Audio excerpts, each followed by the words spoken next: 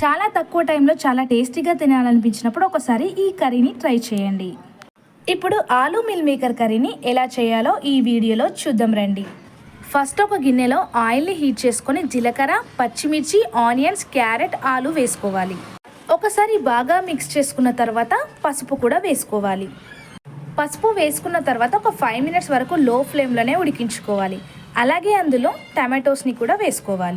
Tomatoes అనేది కొంచెం ఉడకగానే మనం ముందుగానే సోక్ చేసి పెట్టుకున్న మిల్ మేకర్ని కూడా వేసుకోవాలి. మిల్ మేకర్ వేసుకున్న తర్వాత మరొక 5 మినిట్స్ పాటు మూత పెట్టేసుకొని కర్రీని బాగా ఉడికించుకోవాలి. వేసుకున్న వెజిటేబుల్స్ అన్నీ ఉడికిన తర్వాత 1 స్పూన్ కారం, అలాగే టేస్ట్కి సరిపడా సాల్ట్ని కూడా వేసుకోవాలి. అలాగే కొంచెం వాటర్ని, కొంచెం కొత్తిమీర వేసుకుంటే మనకి కర్రీ రెడీ అయిపోయినట్లే. చాలా సింపుల్ అండ్ టేస్టీగా చాలా తక్కువ టైంలోనే మనం ఈ కర్రీని రెడీ చేసుకోవచ్చు. మీరు కూడా ఒకసారి ఇలా ట్రై చేయండి, చాలా టేస్టీగా కూడా ఉంటుంది. వీడియో నచ్చితే సబ్స్క్రైబ్ చేసుకోవడం మర్చిపోకండి. Thanks for watching this video till the end.